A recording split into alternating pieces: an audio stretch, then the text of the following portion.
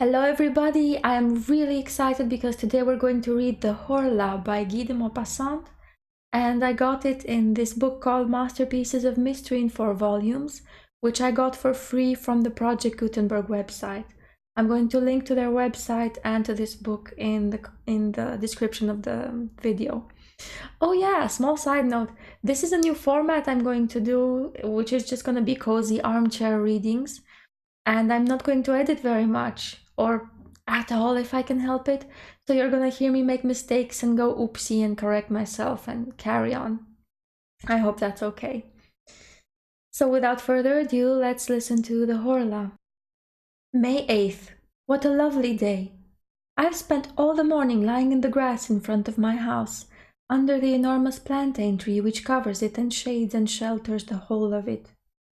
I like this part of the country and I am fond of living here because I am attached to it by deep roots, profound and delicate roots which attach a man to the soil on which his ancestors were born and died, which attach him to what people think and what they eat, to the usages as well as to the food, local expression, the peculiar language of the peasants, to the smell of the soil, of the villages, and of the atmosphere itself.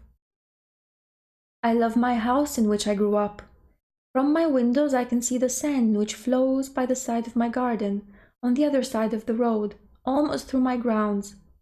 The great and wide Seine which goes to Rouen and Havre, and which is covered with boats passing to and fro.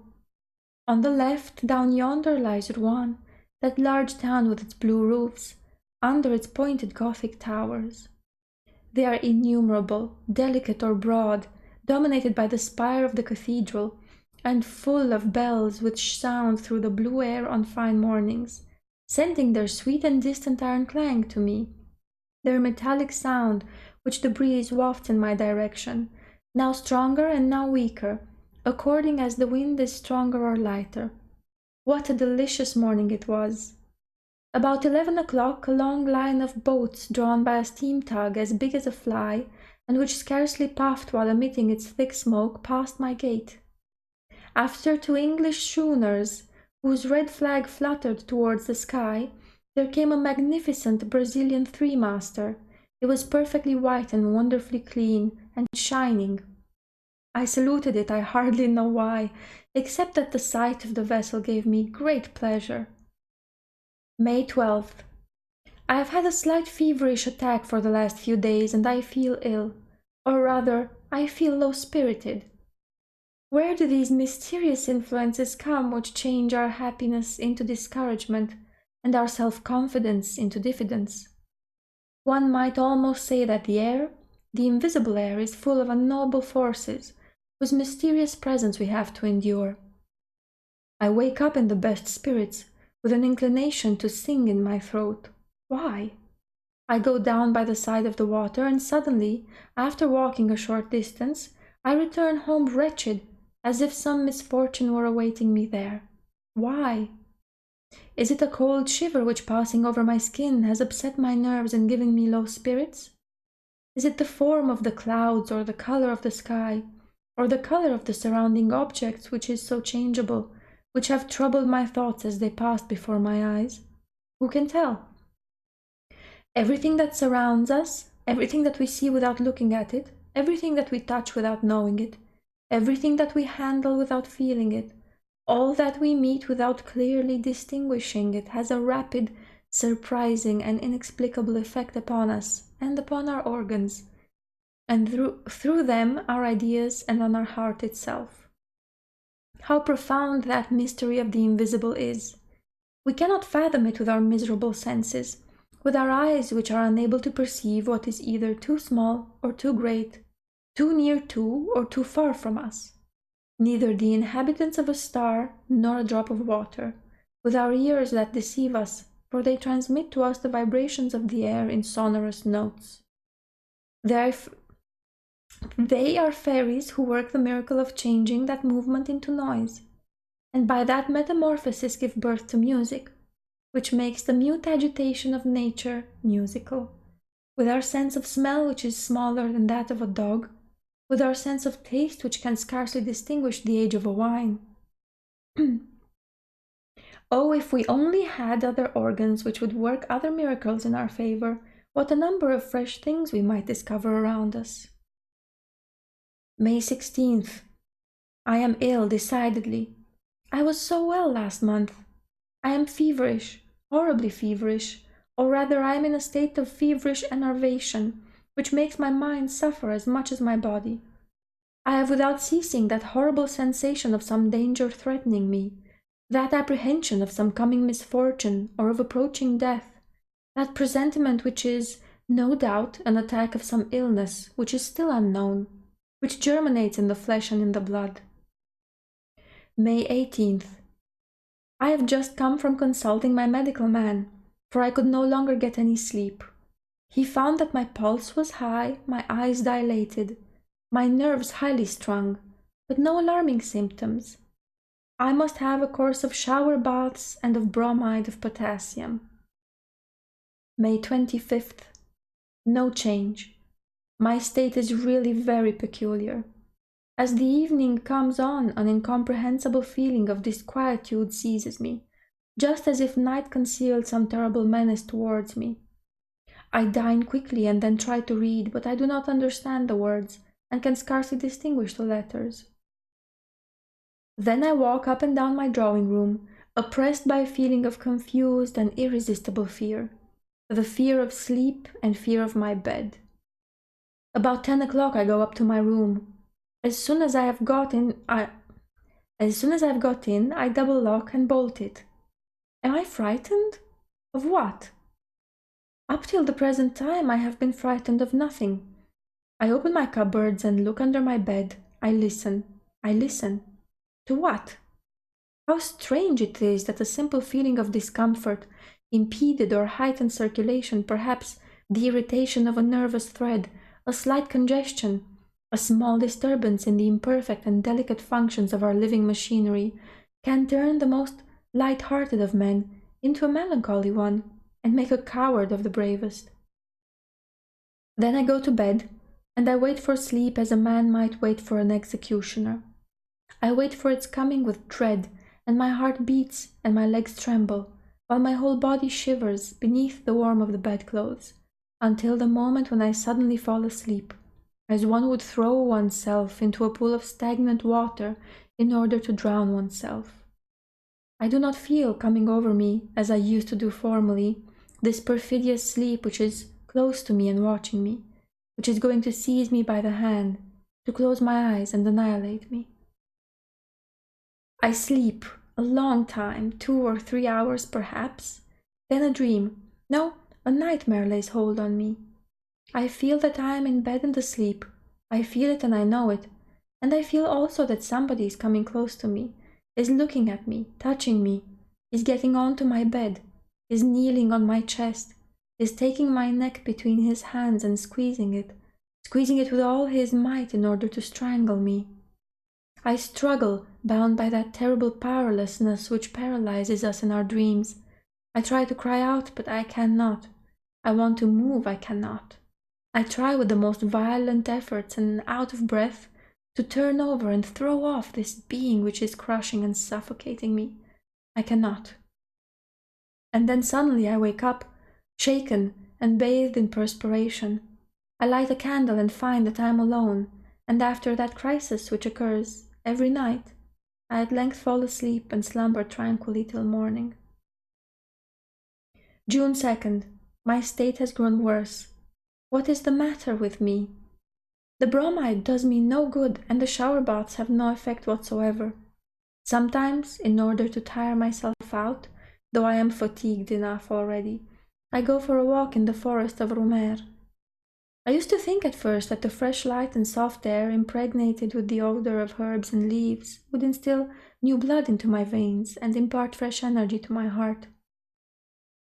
I turned into a broad ride in the wood, and then I turned towards La Bouille, through a narrow path between 2 rows of exceedingly tall trees, which placed a thick green, almost black roof between the sky and me. A sudden shiver ran through me, not a cold shiver, but a shiver of agony, and so I hastened my steps, uneasy at being alone in the woods, frightened stupidly and without reason, at the profound solitude.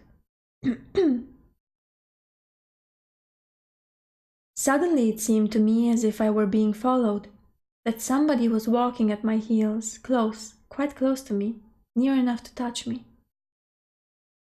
I turned round suddenly, but I was alone. I saw nothing behind me except the straight, broad ride, empty and bordered by high trees, horribly empty. On the other side it also extended until it was lost in the distance, and looked just the same, terrible. I closed my eyes. Why? And then I began to turn round on one heel very quickly, just like a top. I nearly fell down and opened my eyes. The trees were dancing round me and the earth heaved. I was obliged to sit down. Then, I no longer remember how I came. What a strange idea! What a strange idea! I did not the least know. I started off to the right and got back into the avenue which had led me to the middle of the forest. June 3rd. I have had a terrible night. I shall go away for a few weeks, for no doubt the journey will set me up again. June 2nd. I have come back quite cured and have had the most delightful trip into the bargain. I have been to the Mont Saint-Michel, which I had not seen before. What a sight when one arrives, as I did, at Aravanche towards the end of the day. The town stands on a hill, and I was taken into the public garden at the extremity of town. I uttered a cry of astonishment. An extraordinarily large bay lay extended before me, as far as my eyes could reach, between two hills which were lost to sight in the mist. And in the middle of this immense yellow bay, under a clear golden sky, a peculiar hill rose up, sombre and pointed in the midst of the sand. The sun had just disappeared, and under the still flaming sky the outline of that fantastic rock stood out, which bears on its summit a fantastic monument. At daybreak I went to it. The tide was low, as it had been the night before, and I saw that wonderful abbey rise up before me as I approached it. After several hours' walking, I reached the enormous mass of rocks which supported the little town, dominated by the great church.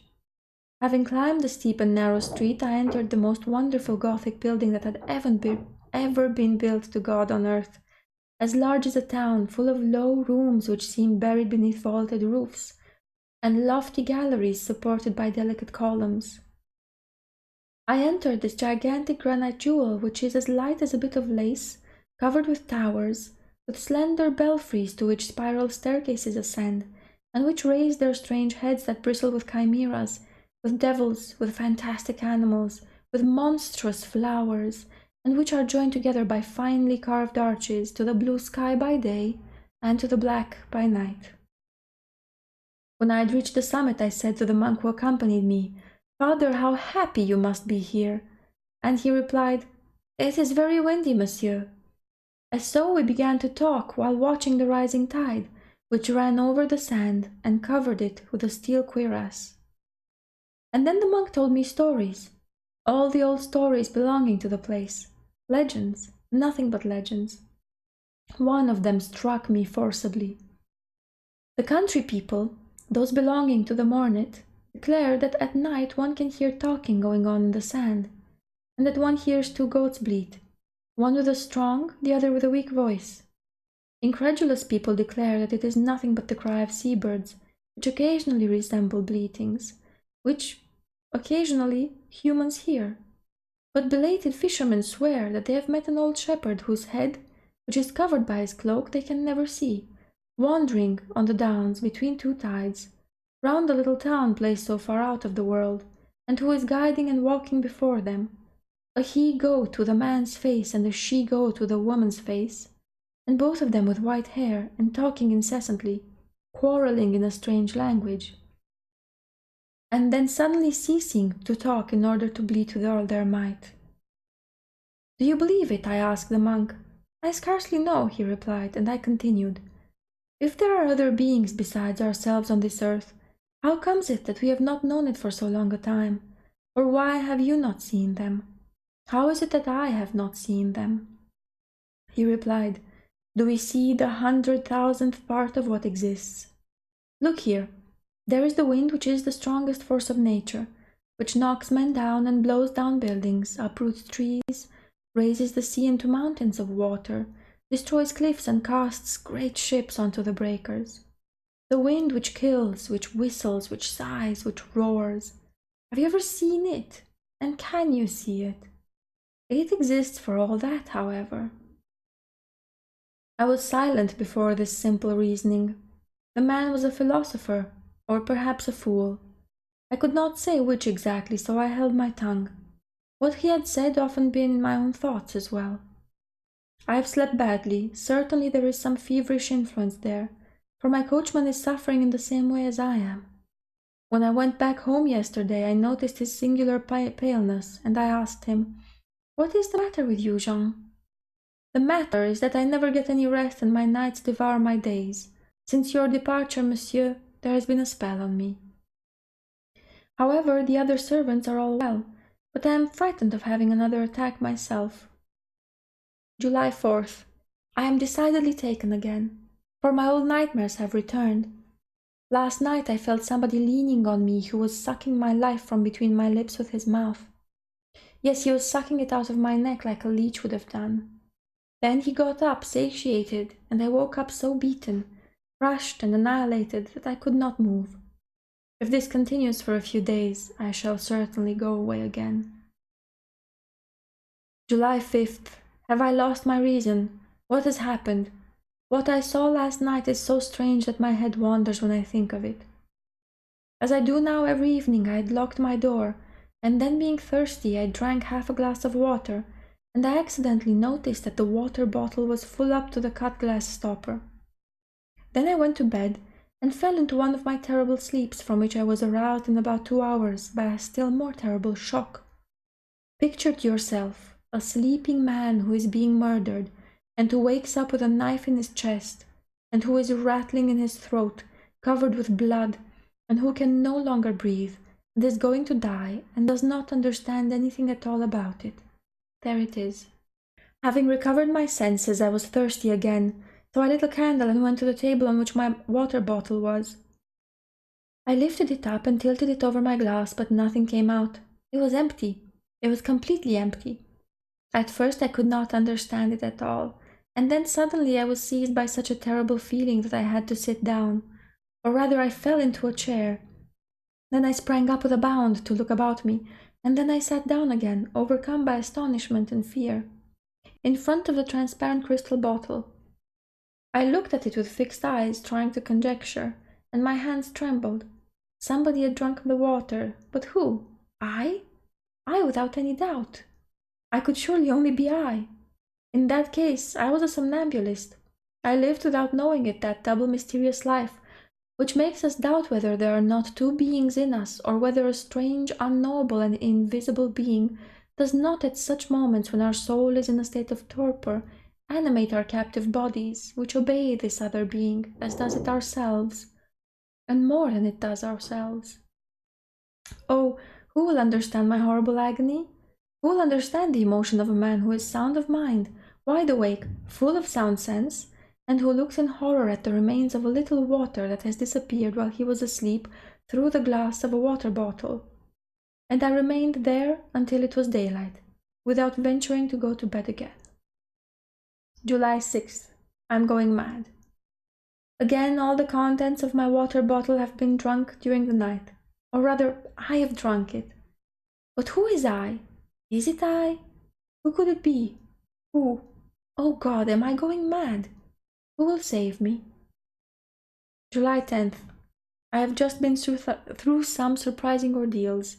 Decidedly I am mad. And yet... On July 6th, before going to bed, I put some wine, milk, water, bread, and strawberries on my table. Somebody drank. I drank all the water and a little of the milk, but neither the wine, bread, nor the strawberries were touched. On the 7th of July, I renewed the same experiment with the same results, and on July 8th, I left out the water and the milk, and nothing was touched. Lastly, on July 9th, I put only water and milk on my table, taking care to wrap up the bottles in white muslin and to tie down the stoppers. Then I rubbed my lips, my beard, and my hands with pencil lead, and went to bed. Irresistible sleep seized me, which was soon followed by a terrible awakening. I had not moved, and my sheets were not marked. I rushed to the table. The muslin round the bottles remained intact. I undid the string, trembling with fear. All the water had been drunk, and so had the milk. Oh, great God! I must start for Paris immediately. July 12th. I must have lost my head during the last few days. I must be the plaything of my enervated imagination, unless I really am a somnambulist, or that I have been brought under the power of one of those influencers which have been proven to exist, but which have hitherto been inexplicable, which are called suggestions. In any case, my mental state borders on madness, and 24 hours of Paris suffice to restore me to equilibrium. Yesterday, after doing some business and paying some visits which instilled fresh and invigorating mental air into me, I wound up my evening at the Théâtre Français. A play by Alexandre Dumas the Younger was being acted, and his active and powerful mind completed my cure. Certainly, solitude is dangerous for active minds. We require men who can think and talk around us. When we are alone for a long time, we people space with phantoms. I returned along the boulevard to my hotel in excellent spirits. Amid the jostling of the crowd, I thought, not without irony, of my terrors and surmises of the previous week, because I believed, yes, I believed that an invisible being lived beneath my roof. How weak our head is, and how quickly it is terrified and goes astray, as soon as we are struck by a small, incomprehensible fact. Instead of concluding with these simple words, I do not understand because the cause escapes me, we immediately imagine terrible mysteries and supernatural powers. July 14th. Fête de la République. I walked through the streets, and the crackers and flags amused me like a child. But it is very foolish to be merry on a fixed date by a government decree. The populace is an imbecile flock of sheep, now steadily patient, and now in ferocious revolt. Say to it, amuse yourself, and it amuses itself. Say to it, go and fight with your neighbor, and it goes and fights. Say to it, vote for the emperor, and it votes for the emperor. And they then say to it, vote for the republic, and it votes for the republic. Those who direct it are also stupid, but instead of obeying men, they obey principles which can only be stupid, sterile, and false, for the very reason that they are principles. That is to say, ideas which are considered as certain and unchangeable in this world, when one is certain of nothing, since light is an illusion and noise is an illusion. July 16th. I saw some things yesterday that troubled me very much. I was dining at my cousin's, Madame Sable, whose husband is a colonel of the 17th Chasseurs at Limoges. There were two young women there, one of whom had married a medical man, Dr. Parent, who devotes himself a great deal to nervous diseases, and the extraordinary manifestations to which at this moment experiments in hypnotism and suggestion give rise. He related to us at some length the enormous results obtained by English scientists and the doctors of the medical school at Nancy, and the facts which he adduced appeared to me so strange that I declared that I was altogether incredulous. We are, he declared, on the point of discovering one of the most important secrets of nature, I mean to say one of its most important secrets on this earth, for there are certainly some which are of a different kind of importance up in the stars yonder. Ever since man has thought, since he has been able to express and write down his thoughts, he has felt himself close to a mystery which is impenetrable to his coarse and imperfect senses, and he endeavors to supplement the want of power of his organs by the efforts of his intellect. As long as that intellect still remained in its elementary stage, this intercourse with invisible spirits assumed forms which were commonplace, though terrifying. Thence sprang the popular belief in the supernatural, the legends of wandering spirits, of fairies, of gnomes, of ghosts. I might even say the legend of God, for our conceptions of the workman-creator, from whatever religion they may have come down on us, are certainly the most mediocre, the stupidest and the most unacceptable inventions that ever sprang from the frightened brain of any human creatures. Nothing is truer than what Voltaire says. God made man in his own image, but man has certainly paid him back again. But for rather more than a century, men seem to have had a presentiment of something new. Mesmer and some others have put us on an unexpected track, and especially within the last 2 or 3 years we've arrived at really, really surprising results. My cousin, who was also very incredulous, smiled, and Dr. Parent said to her, "Would you like me to try and send you to sleep, madame?" "Yes, certainly." She sat down in an easy chair, and he began to look at her fixedly so as to fascinate her. I suddenly felt myself somewhat uncomfortable, with a beating heart and choking feeling in my throat. I saw that Mademoiselle Sable's eyes were growing heavy, her mouth twitched and her bosom heaved, and at the end of 10 minutes she was asleep. "Stand behind her," the doctor said to me, and so I took a seat behind her. He put a visiting card into her hands and said to her, "This is a looking-glass. What do you see in it?" And she replied, "I see my cousin." "What is he doing?" "He is twisting his moustache. And now he is taking a photograph out of his pocket." "Whose photograph is it?" "His own." That was true, and that photograph had been given to me the same evening at the hotel. "What is his attitude in this portrait?" "He is standing up with his hat in his hand."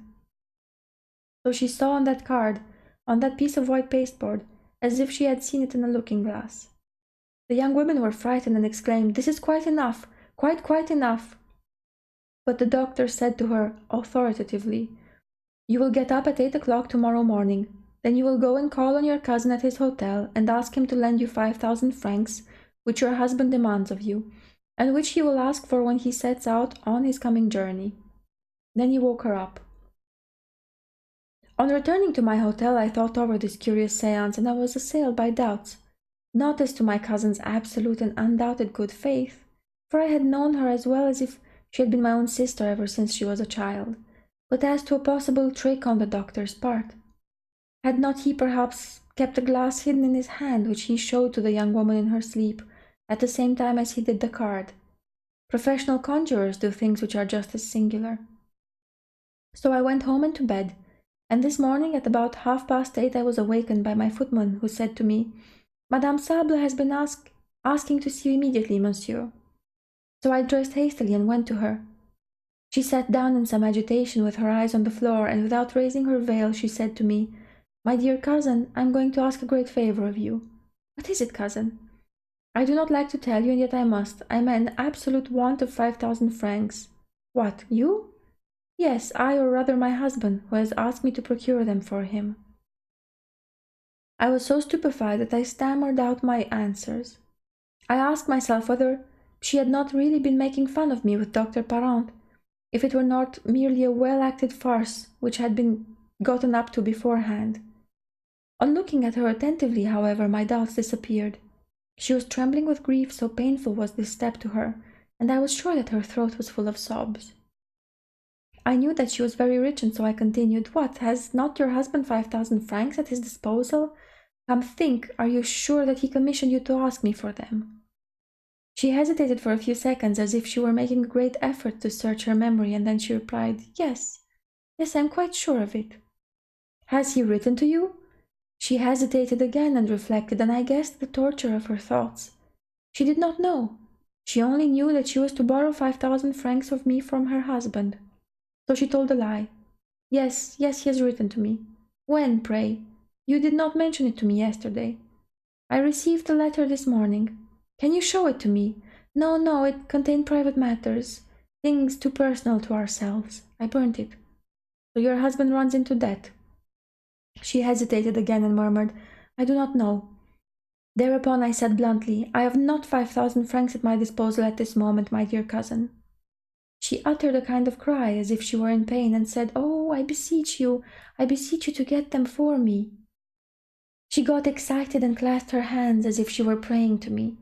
I heard her voice change its tone. She wept and stammered, harassed and dominated by the irresistible order that she'd received. "Oh, I beg you, if you knew what I am suffering, I need them today." I had pity on her. "You shall have them by and by, I swear to you." "Oh, thank you, thank you. How kind you are." I continued, "Do you remember what took place at your house last night?" "Yes." "Do you remember that Dr. Parent sent you to sleep?" "Yes." "Oh, very well then. He ordered you to come to me this morning to borrow 5,000 francs, and at this moment you are obeying his suggestion." She considered for a few moments and then replied, But it is my husband who wants them. For a whole hour I tried to convince her, but could not succeed, and when she had gone I went to the doctor. He was just going out and he listened to me with a smile and said, "Do you believe now?" "Yes, I cannot help it. Let us go to your cousin's." She was already dozing on the couch, overcome with fatigue. The doctor felt her pulse, looked at her for some time with one hand raised towards her eyes, which she closed by degrees under the irresistible power of this influence, and when she was asleep he said, "Your husband does not require the 5,000 francs any longer. You must therefore forget that you asked your cousin to lend them to you, and if he speaks to you about it, you will not understand him." Then he woke her up, and I took out a pocketbook and said, "Here's what you asked me this morning, dear cousin." But she was so surprised that I did not venture to persist. Nevertheless, I tried to recall the circumstance to her, but she denied it vigorously, thought I was making fun of her, and in the end very nearly lost her temper. There, I've just come back and I have not been able to eat any lunch, for this experiment has altogether upset me. July 19th. Many people to whom I have told the adventure have laughed at me. I no longer know what to think. The wise man says, perhaps? July 21st. I dined at Bougival, and then I spent the evening at the boatman's ball. Decidedly, everything depends on place and surroundings. It would be the height of folly to believe in the supernatural on the Ile de la Grenouillère. But on top of Mont Saint-Michel, and in India, we are terribly under the influence of our surroundings. I shall return home next week. July 30th. I came back to my own house yesterday. Everything is going on well. August 2nd. Nothing fresh. It is splendid weather and I spend my days watching the Seine flow past. August 4th. Quarrels among my servants. They declare that the glasses are broken in the cupboards at night. The footman accuses the cook, who accuses the needlewoman, who accuses the other two. Who is the culprit? A clever person to be able to tell. August 6th. This time I am not mad. I have seen, I can doubt no longer, I have seen it.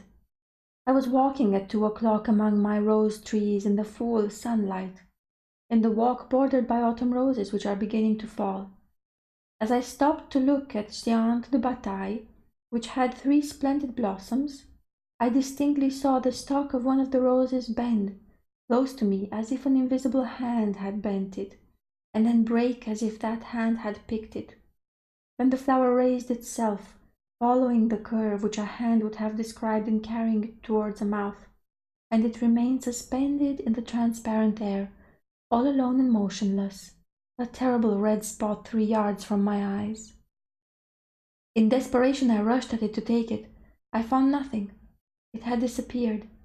Then I was seized with a furious rage against myself, for it is not allowable for a reasonable and serious man to have such hallucinations.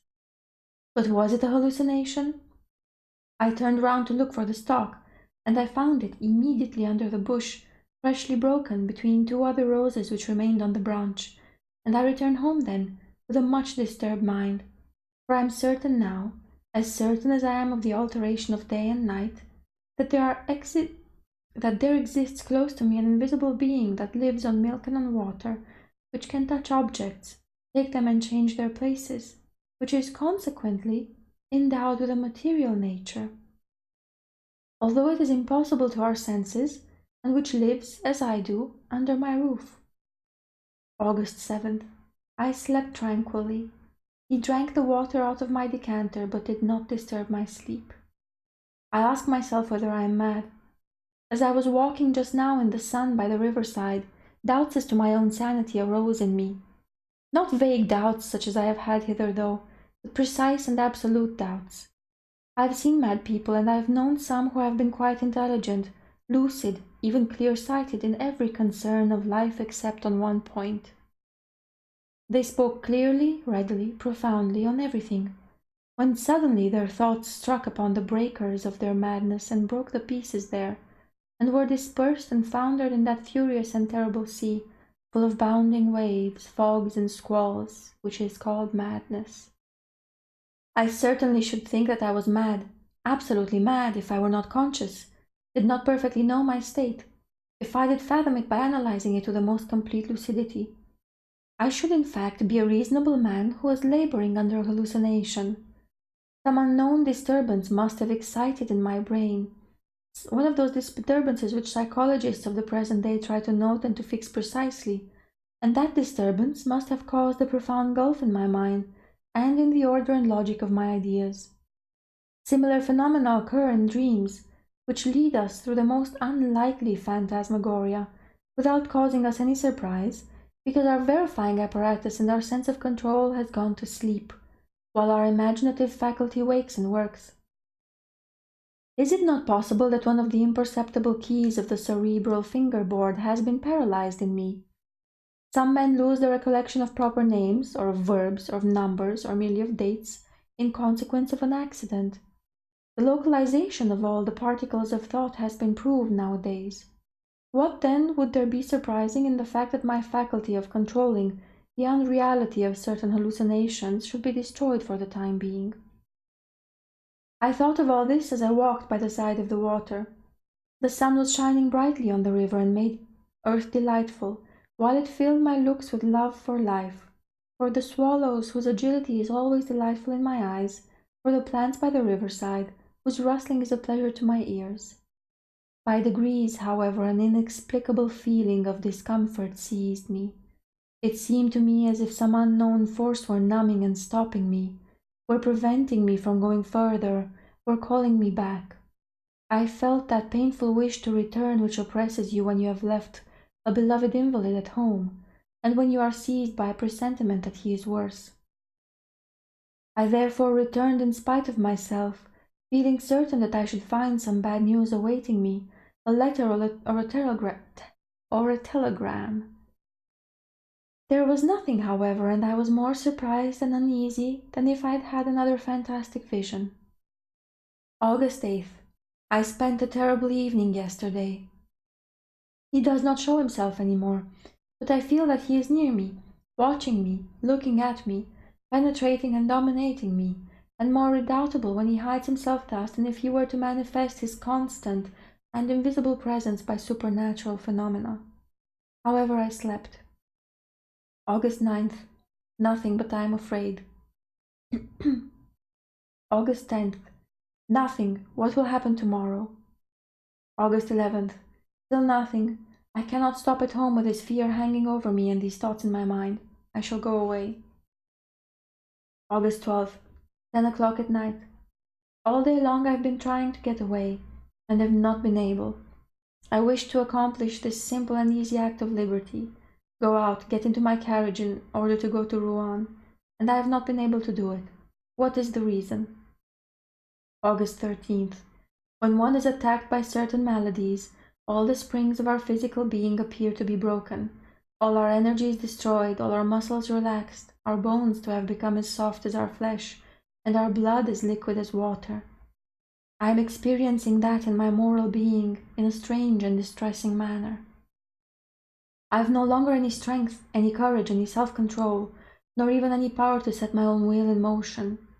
I have no power left to will anything, but someone does it for me and I obey. August 14th. I am lost. Somebody possesses my soul and governs it. Somebody orders all my acts, all my movements, all my thoughts. I am no longer anything in myself, no longer except an enslaved and terrified spectator of all the things which I do. I wish to go out, I cannot. He does not wish to, and so I remain trembling and distracted in the armchair in which he keeps me sitting. I merely wish to get up and to rouse myself, so as to think that I am still master of myself. I cannot. I am riveted to my chair, and my chair adheres to the ground in such a manner that no force could move us. Then suddenly I must go to the bottom of my garden to pick some strawberries and eat them, and I go there. I pick the strawberries and I eat them. Oh my God, is there a God? If there be one, deliver me, save me, succor me, pardon, pity, mercy, save me. What sufferings, what torture, what horror this! August 15th. Certainly this is the way in which my poor cousin was possessed and swayed when she came to borrow 5,000 francs of me. She was under the power of a strange will which had entered her, like another soul, like another parasitic and ruling soul. Is the world coming to an end? But who is he, this invisible being that rules me, this unknowable being, this rover of a supernatural race? Invisible beings exist, then. How is it, then, that since the beginning of the world they have never, never manifested themselves in such a manner precisely as they do to me?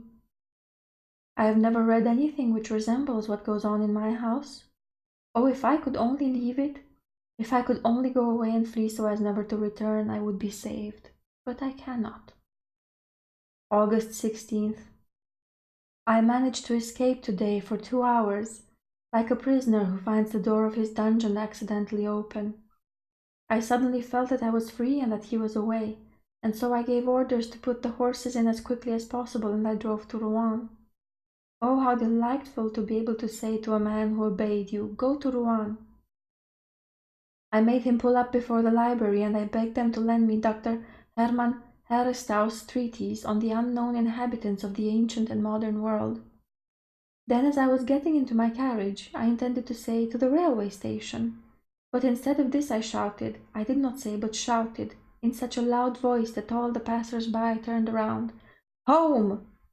And I fell back into the cushion of my carriage, overcome by mental agony. He had found me out and regained possession of me. August 17th. Oh, what a night, what a night! And yet it seems to me that I ought to rejoice. I read until 1 o'clock in the morning. Herestau's, Doctor of Philosophy and Theogony, wrote the history and the manifestation of all those invisible beings which hover around man, or of whom he dreams. He describes their origin, their domains, their power, but none of them resemble the one which haunts me. One might say that man, ever since he has thought, has been having a foreboding of and feared a new being, stronger than himself, his successor in the world, and that feeling him near and not being able to foretell the nature of that master, he has in his terror created the whole race of hidden beings, of vague phantoms born of fear.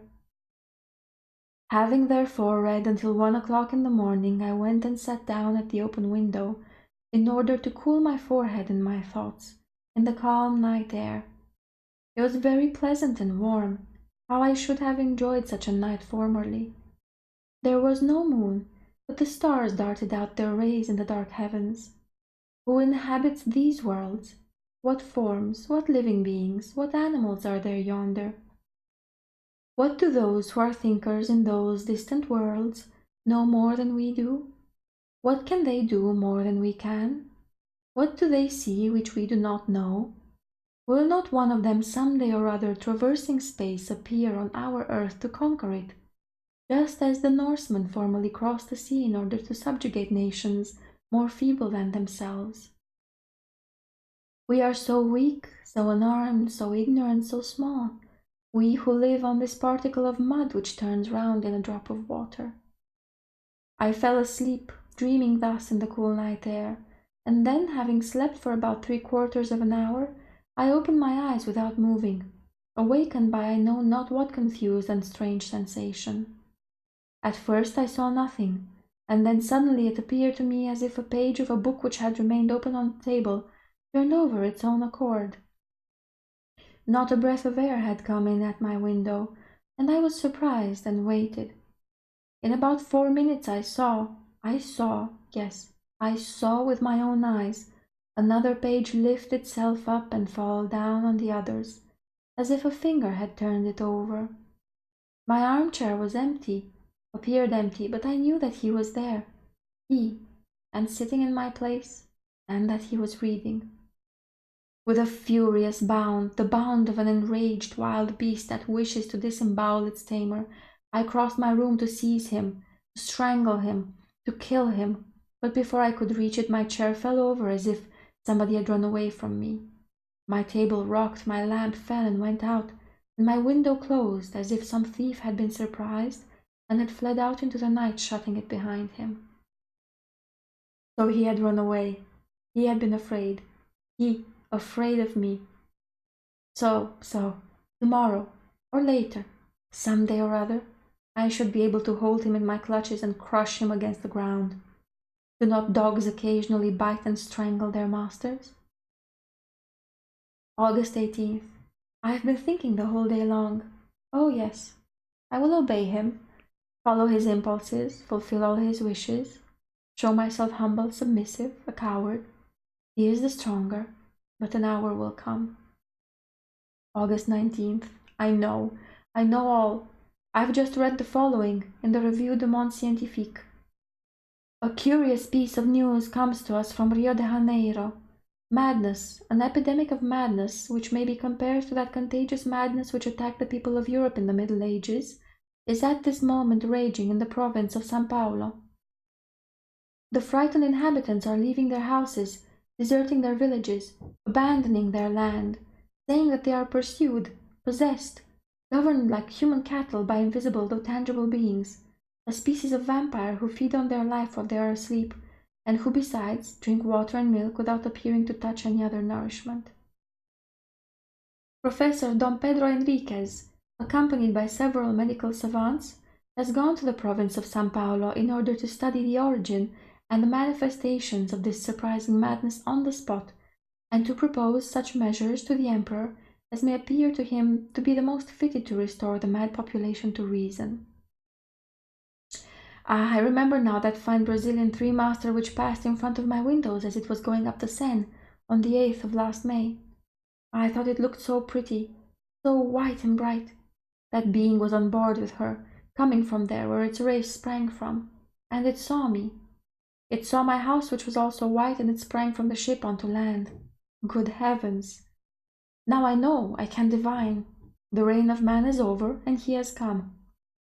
He whom disquieted priests exorcised, whom sorcerers evoked on dark nights, without yet seeing him appear, to whom the presentiments of the transient masters of the world lent all the monstrous and graceful forms of gnomes, spirits, genii, fairies, and familiar spirits.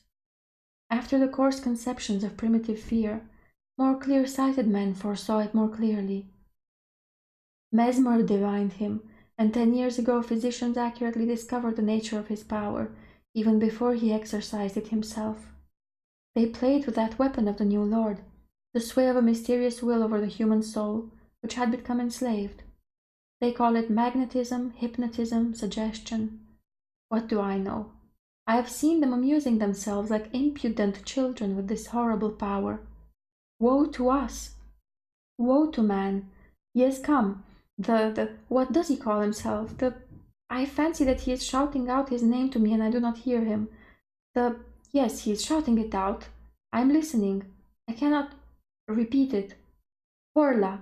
I've heard. The Horla. It is he. The Horla. He has come. Ah, the vulture has eaten the pigeon. The wolf has eaten the lamb. The lion has devoured the buffalo with sharp horns. Man has killed the lion with an arrow, with a sword, with gunpowder. But the Horla will make of man what we have made of the horse and the ox, his cattle, his slave and his food, by the mere power of his will. Woe to us! But nevertheless the animal sometimes revolts and kills the man who has subjugated it. I should also like, I shall be able to, but I must know him, touch him, see him. Learned men say that beasts' eyes, as they differ from ours, do not distinguish like ours do, and my eye cannot distinguish this newcomer who is oppressing me. Why? Oh, now I remember the words of the monk at Saint Michel. Can we see the 100,000th part of what exists? Look here, there is the wind which is the strongest force in nature, which knocks men down and blows down buildings, destroys cliffs and casts great ships onto the breakers. The wind which kills, which whistles, which sighs, which roars. Have you ever seen it, and can you see it? It exists for all that, however. And I went on thinking, my eyes are so weak, so imperfect, that they do not even distinguish hard bodies if they are as transparent as glass. If a glass without tinfoil behind it were to bar my way, I should run into it, just as a bird which has flown into a room breaks its head against the window panes. 1,000 things, moreover, deceive him and lead him astray. How should it then be surprising that he cannot perceive a fresh body which is traversed by the light? A new being, why not? It was assuredly bound to come. Why should we be the last? We do not distinguish it like all the others created before us. The reason is that nature is more perfect, its body finer and more finished than ours.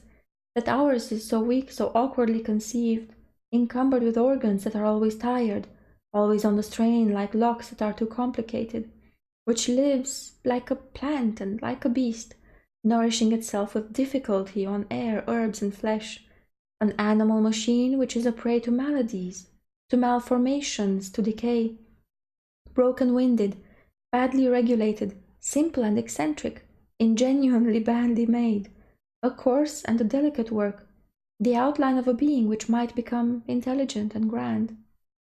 We are only a few, so few in this world, from the oyster up to a man. Why should there not be one more, when once that period is accomplished which separates the successive apparitions from all the different species? Why not one more? Why also not other trees with immense, splendid flowers perfuming whole regions? Why not other elements besides fire, air, earth, and water? There are four, only four, those nursing fathers of various beings. What a pity! Why are there not 40, 400, 4,000? How poor everything is, how mean and wretched, grudgingly given, dryly invented, clumsily made. Ah, the elephant and the hippopotamus, what grace, and the camel, what elegance. But the butterfly, you will say, a flying flower. I dream of one that should be as large as 100 worlds, with wings whose shape, beauty, colors, and motions I cannot even express. But I see it. It flutters from star to star, refreshing them and perfuming them with the light and harmonious breath of its flight. And the people up there look as it passes in an ecstasy of delight. What is the matter with me? It is he, the Horla, who haunts me, and who makes me think of these foolish things. He is within me, he is becoming my soul. I shall kill him.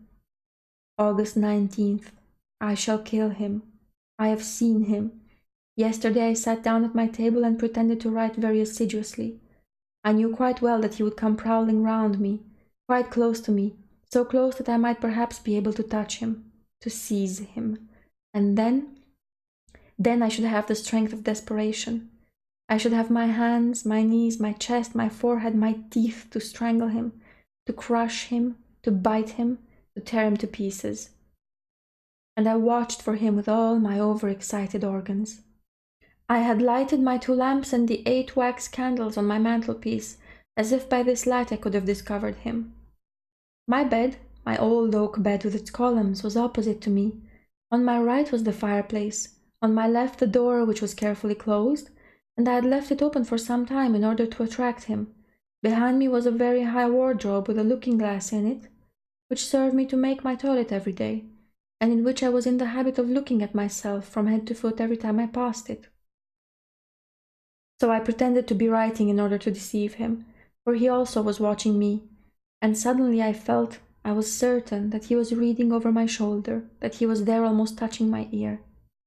I got up so quickly with my hands extended that I almost fell. Well, it was as bright as midday, but I did not see myself in the glass. It was empty, clear, profound, full of light, but my figure was not reflected in it, and I was opposite to it. I saw the large, clear glass from top to bottom, and I looked at it with unsteady eyes, and I did not dare advance. I did not venture to make a movement, nevertheless, feeling perfectly that he was there, but that he would escape me again, he whose imperceptible body had absorbed my reflection. How frightened I was! And then suddenly I began to see myself through a mist in the depths of the looking-glass, in a mist as it were through a sheet of water, and it seemed to me as if this water were flowing slowly from left to right, and making my figure clearer every moment. It was like the end of an eclipse.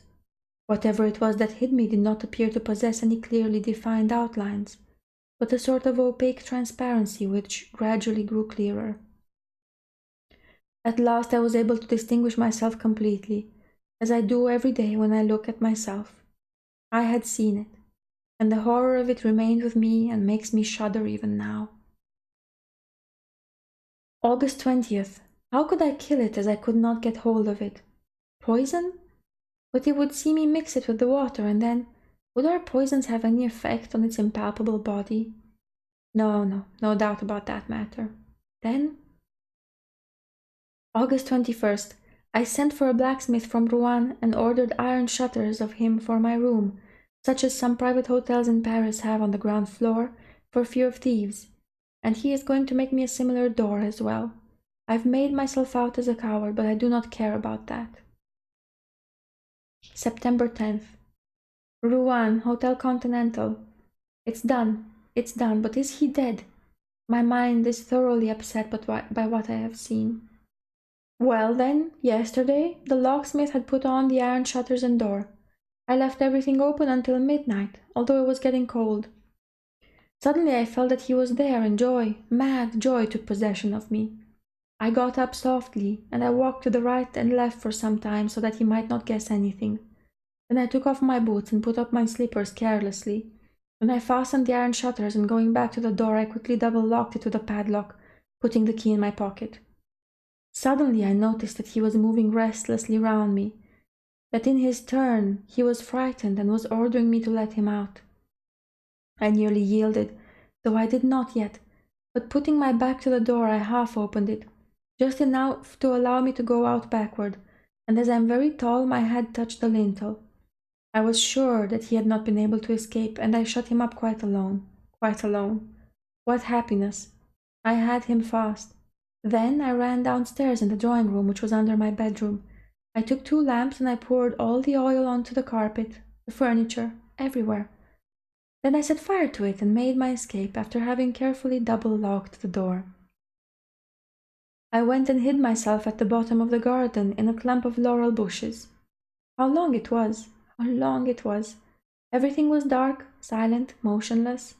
Not a breath of air and not a star, but heavy banks of clouds which one could not see but which weighed oh so heavily on my soul. I looked at my house and waited. How long it was! I already began to think that the fire had gone out of its own accord, or that he had extinguished it, when one of the lower windows gave way under the violence of the flames, and a long, soft, caressing sheet of red flame mounted up the white wall and kissed it as high as the roof. The light fell onto the trees, the branches, and the leaves, and a shiver of fear pervaded them also. The birds awoke, a dog began to howl, and it seemed to me as if the day were breaking. Almost immediately 2 other windows flew into fragments, and I saw that the whole lower part of my house was nothing but a terrible furnace.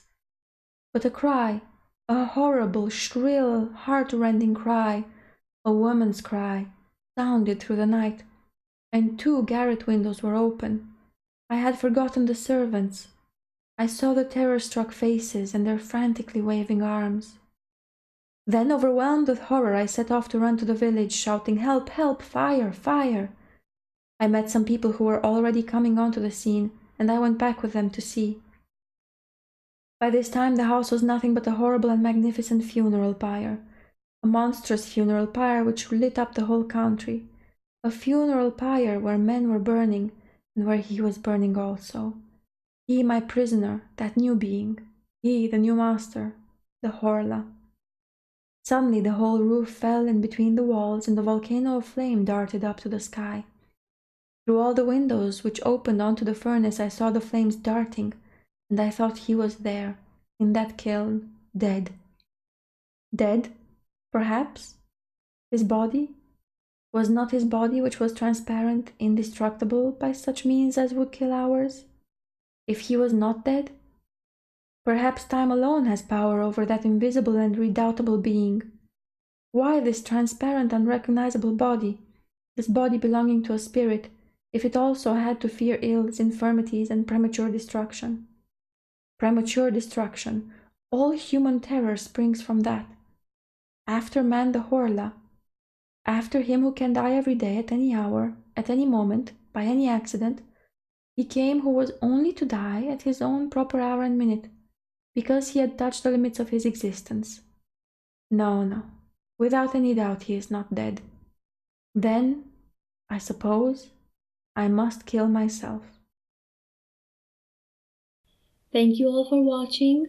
There's a bunch of other stuff you might be interested in. Take a look in the channel. And remember to like and subscribe if you want to help this little channel grow big and strong.